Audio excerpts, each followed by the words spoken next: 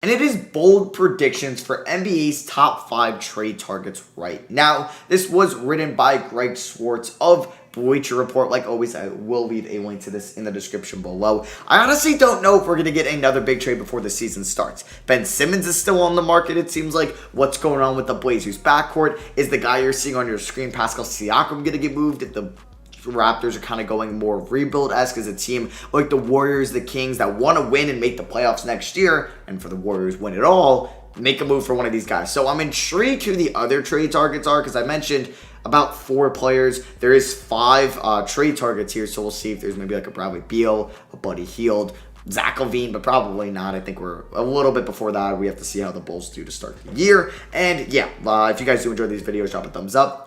Me, right here, would be great. Really appreciate it. So let's get right into this. So the first one is Bradley Beal.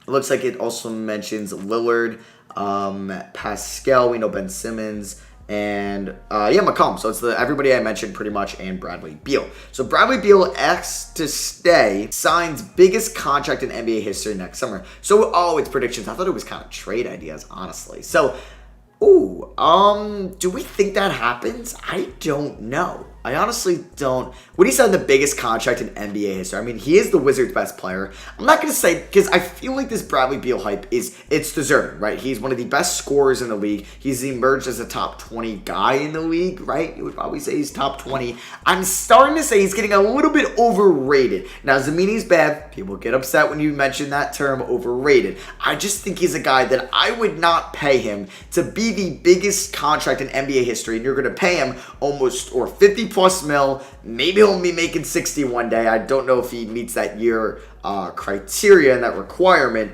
I'd rather just trade him. I'd rather just get a amazing package for him. Maybe it's Ben Simmons and Tyrese Maxey you can get for Bradley Beal. Honestly, jumpstart your rebuild a little bit, and you still have some solid young guys there like Kispert, Hashimura, Avdija. And then obviously you have other guys that can still help you make the playoffs in the Eastern Conference, which isn't great at the bottom. Now, it is better than most years because you got Boston, New York, Indiana, and Chicago, But you can still make the play-in tournament with, say, you get Simmons and Maxey and those young guys I mentioned, and you still have Dinwiddie, Montrezl Harrell, Thomas Bryant, KCP, Kuzma. It's not great. It's not making it out of round 1. It might not even make the playoffs, but hey, it could make the play-in tournament, which is all you need, right? And you just win 2 games, you get hot at the right time, and you're making the playoffs without Bradley Beal, and probably being the same seeding that you'd be with Bradley Beal. So it's probably worth it. Save that $55 million a year. I know he's your star player, franchise guy. I just don't think I would do that, because it probably, with the Bertans contract and the Dinwiddie contract and the KCP and Kuzma contracts, you're never going to really sign anybody else bigger than Spencer Dinwiddie while Beal's there probably for the next 3 years, unless somebody comes up on the trade market or maybe you win the lottery. I don't know, but I just feel like, I'm not saying that's what they're even going to do. It's just a bold prediction by Greg Schwartz of Bleacher Report. I just wouldn't do that. So next up, we have Pascal Siakam traded to the Warriors. Goran Dragic joins him. Okay, because Dragic is obviously on the Raptors. What would this involve? Can I read this maybe? So would this involve? It would involve Wiggins, Wiseman, Kuminga. That's a lot for Siakam. Now, I know Dragic would be great for that Warriors team as well, and Kevon Mooney would make the money work. I don't know. Now, I'm all for giving up Wiggins and maybe one of the young guys. I just don't know if I would give up Wiseman and Kuminga, your 2nd overall pick in 2020, your 7th overall pick in 2021, who's looked good in the summer league, and I think Wiseman will have a bounce-back year after just kind of an inconsistent rookie year, but wasn't bad nonetheless. All that for Dragic and Siakam. Now, it probably makes you, that team can definitely beat the Lakers. I agree.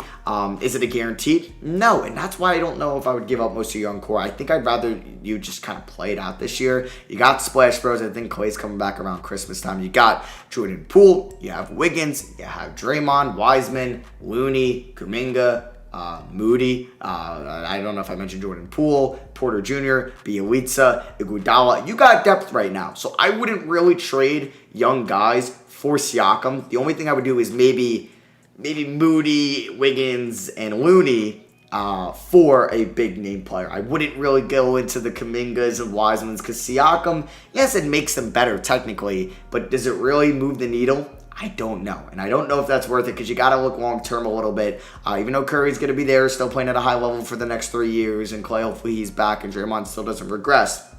But it's just like, I don't know. I feel like Siakam, he's still a really good player. He's still a top 35 guy in the league, 30. Yeah, you can make an argument for.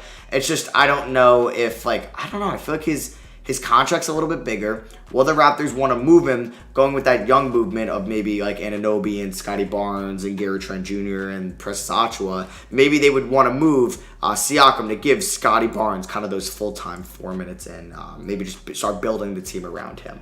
Next up, we have Sixers can't get asking price for Simmons. Keep him to rehab trade value. I think that is a very likely scenario because teams are not offering what the Sixers want. We saw the Pacers offer Brogdon in a first, and I thought that was more than enough that you'd get for Ben Simmons. And they said, no, we're not really trading Simmons unless Beal comes available or Lillard comes available. And that shows that Morey is not giving in. So there is a chance that Ben Simmons will start the year if he wants to. Now, apparently, coming out of his side, he doesn't even want to go to training camp because he's just done with Philly. But if he comes back, he balls out for the first month. And, I mean, it's going to happen again. This happened last year, and Simmons started off, I think, pretty good, and they didn't want to move him for James Harden. In hindsight, yeah, you should have did that. But now, like, I don't know. If Simmons balls out, yeah, he kind of has better trade value, yes. But are you going to just go down that same rabbit hole, that same kind of just dilemma, and be like, oh, maybe we shouldn't trade him. He's a different player, and he's so important. And, yes, he's important. But then what happens in the playoffs where he doesn't become that number 2 scoring option, which it definitely won't happen kind of with Tobias there, and then we run through the same cycle next offseason, right? So, I don't know. We'll see what happens there. Yeah, I guess they're never going to find that James Harden-like haul. Probably not. And even the package they asked for from the Raptors, I didn't know about that. Oh, Anunoby, Van Vliet, and number 4. I mean, that is kind of laughable. That really is. I don't think I would give up all that for Ben Simmons at all. And you're running Ben Simmons, maybe bring back Lowry, Siakam. Oh, I don't even want to think about that team for the Raptors. Not at all. And then next up, we have Damian Lillard starts season with Blazers, traded to Celtics before Christmas. All right. Obviously, it's going to involve a Jaylen Brown package in return. He's going to mention that. Let's see. Don't see anything on Jaylen Brown. With Jason Tatum off limits, the Celtics can offer Portland a package based around Jaylen Brown with other young talent as Aaron Nesmith, Romeo Langford, Grant Williams, Peyton Pritchard available to sweeten a deal as well. I think Jaylen Brown's a very good player to get in return. Then I would want to move CJ McCollum as well. And yeah, he said this on the Woj pod that Lillard is all in. And we'll see what happens with Chauncey Billups. I mean, if you saw my rebuild, I mean, I don't think changing your head coach, getting Cody Zeller and Ben McLemore is going to make any difference for this team. It really isn't. You're going to keep the same core. And Chauncey Billups is a rookie coach. Who knows what's going to happen with him? So he might be really bad. He might be. So, I mean, if that's the package you can get, I think you take it. I'd rather have Jaylen Brown than Ben Simmons. So the Celtics are willing to let go of Jaylen, which I feel like Celtics fans are going to be like, no, we don't want to do that. Just watch when it happens. But I don't know. Yeah, I think a core of Lillard, Tatum, Smart, Horford, and like Robert Williams. It's kind of fun. It's good defensively, too, besides kind of Lillard out there. And then last one, CJ McCollum becomes prize of the trade deadline as Portland rebuilds. Yes, if they maybe move Lillard, or if they're willing to maybe make a move for McCollum at the deadline, what would they maybe have in mind? The Pelicans, Sixers, Nuggets, depending on Jamal Murray recovery, would all have a need for McCollum. Now, I'm wondering what the Nuggets would give up, because I'm sure they wouldn't want to move Porter Jr. or Jamal Murray. I don't think like a Monty Morris, Zeke Naji, Bones Highland package gets it done. Pelicans are interesting.